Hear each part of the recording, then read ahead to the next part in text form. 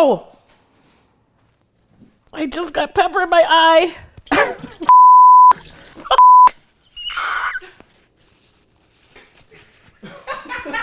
Is it red? Really?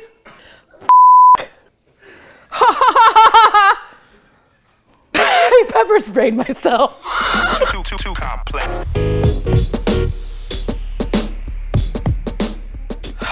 All right.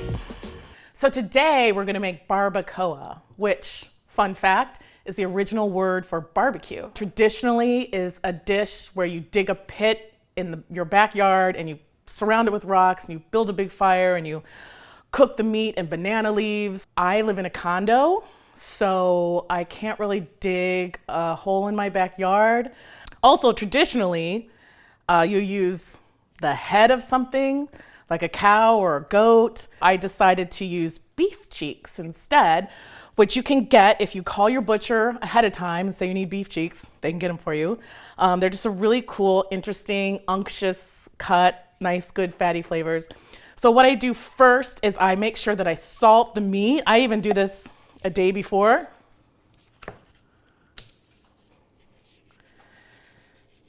To make sure you get all that salty goodness in the meat.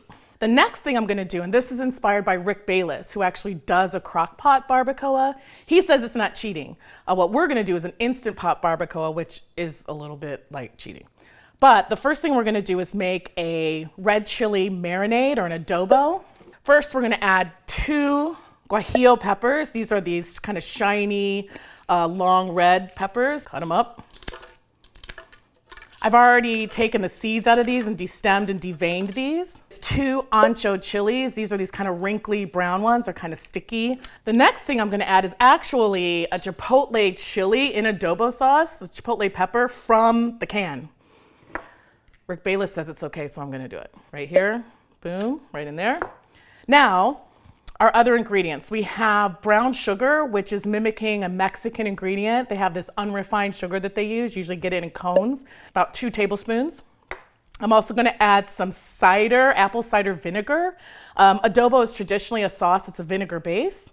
Next, I'm gonna add some garlic. I have you can do 3 big cloves, I'm doing 4 medium size. If you can find canela, which is this Mexican cinnamon, then that's preferred. I'm just gonna use ground cinnamon that you can get at your local grocery store. What I am using traditionally is a Mexican oregano. Mexican oregano is a little bit different than Italian oregano. It has a little bit more flavors of anise. It's a little bit more grassy and a little bit stronger. So we're gonna throw this in. This is about a teaspoon. And we're gonna do about 2 teaspoons of salt. So just 2 big pinches of salt. The last thing we're gonna add is some water, and then we're gonna blend it up. Okay, let's blend it. Here we go.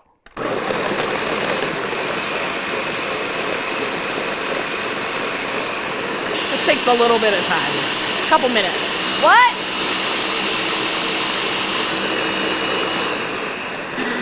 I'm gonna check on this. Need a little bit more time. It doesn't have to be like super thick, but we want everything incorporated.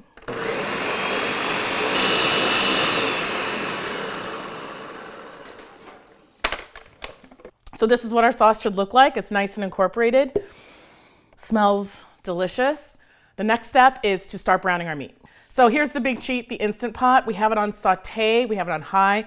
The great thing about this is we can brown the meat and then we can actually braise and pressure cook the meat in this same container. So we're letting the vegetable oil warm up.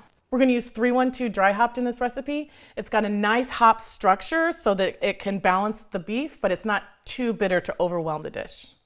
So the vegetable oil has, So the vegetable oil, oh my God. So the vegetable oil is up to, so the vegetable oil is hot.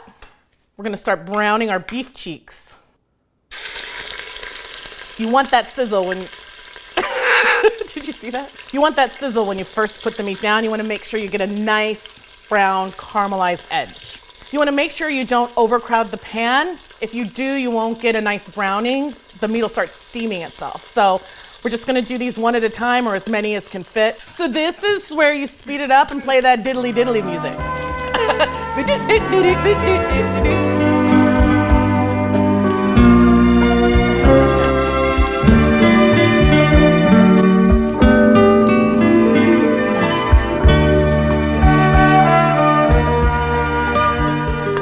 want a good 3 to 4 minutes on each side, but make sure you check. Once you can lift it up easily, it's probably browned really well. And then you let it sit again. So all the meat is browned. We're gonna turn off saute. Doesn't matter now if it's crowded.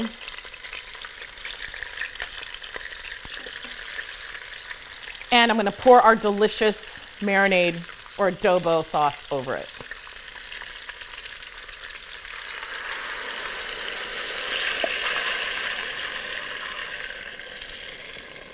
Oh, it smells so good. So the next thing we're gonna do is, again, a little bit of a cheat, but I wanted to try to incorporate that banana leaf charred goodness into this dish. So I got some banana leaves right here from my local Mexican grocer, and I'm gonna char them over the heat, and we're gonna throw them in.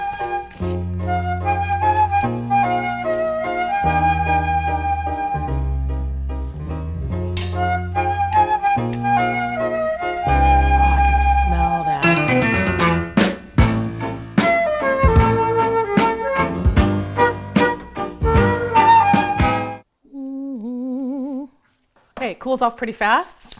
What I'm just doing is I'm just folding it, tucking it in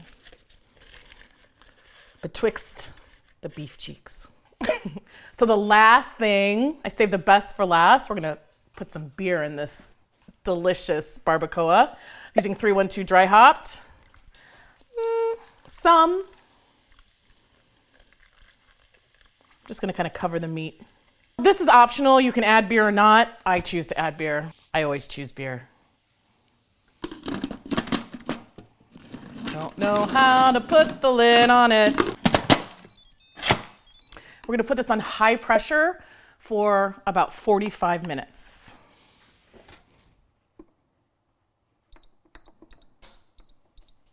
Pressure.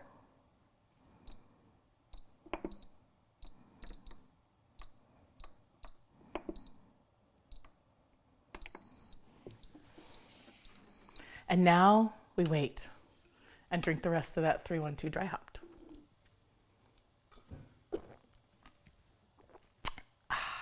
So this has cooked under high pressure for 45 minutes, and then we let it just naturally depressurize. That took another 10, 15 minutes. And now let's take a look. Oh, that looks so good, and what you guys aren't getting is how good it smells. You can smell the cinnamon and the earthiness, a little char from the banana leaf. Ooh, this is so tender. So what I'm gonna do right now is I'm gonna take the beef cheeks out. I'm going to shred them. And at the same time, we're gonna reduce this sauce. These banana leaves out, they've done their job. I'm just gonna hit saute again. It's gonna start heating up, it's gonna reduce, it's gonna be delicious. We're gonna strain it. And now we're just gonna do some shredding. We just do it with 2 forks. Just start tearing it apart. But it really is just breaking up. Oh, shred it, bro! I mean, doesn't that look amazing? Shred it, yeah! So tender.